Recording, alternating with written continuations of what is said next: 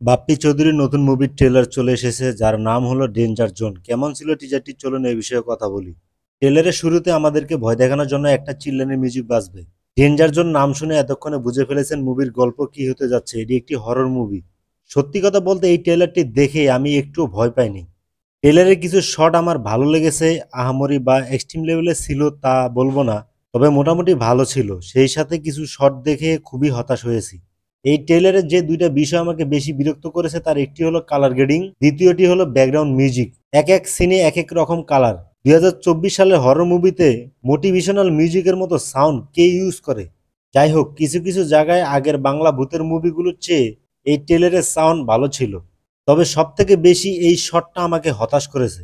আর রাতের বেলা কোন ভূত নাইটি পরে জঙ্গলে ঘোরে বা ভয় দেখাতে আসে, আর কতক্ষণ পর পর হুদায় চিল্লায়? ভিএফএক্স ও ভিজুয়াল এফেক্ট ভালোও বলবো না, খারাপও বলবো না, মোটামুটি। তবে দুই একটা ইফেক্ট দেখে মনে হয়েছে এর থেকে ফোনে ভালো এডিটিং করা যায়। ট্রেইলারে মুভির গল্পের পুরো ধারণা দিয়ে দিয়েছে।